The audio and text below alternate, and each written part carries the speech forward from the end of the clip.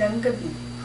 Dahil sa sunod-sunod na malakas na ulan na nagdulot ng matinding pagbaha sa iba't ibang parte ng bansa noong nakaraang buwan, maraming pamilyang nasalanta ang hanggang ngayon ay nangangailangan pa din ng karagdagang tulong.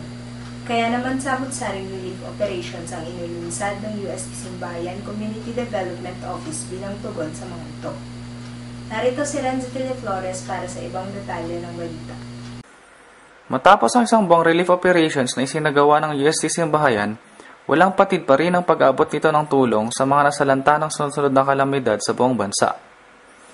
Ayon kay Froilan Alipaw, head ng relief operations ng Simbayan, libo-libong donasyon ang natanggap ng nasabing ahensya mula sa iba't ibang organisasyon sa loob man o sa labas ng universidad.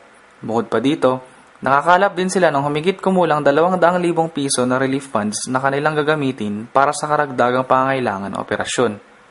Gayunpaman, kahit na nasa ikahuling parte na ito ng relief operations, ay dinadagsa pa rin ang donasyon ng nasabing ahensya kung kaya't tuloy-tuloy pa rin ito sa paghahatid ng tulong.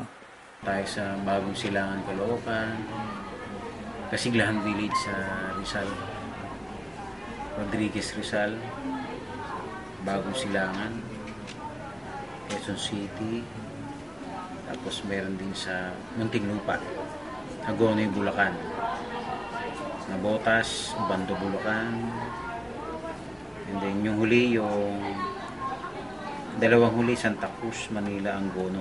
Dagdag pa ni Alipaw, kahit tamusta ang dilubyo hatid na kabagan, ay handa anumang oras tumulong ang UST Simbayan para sa mga nangangailangan.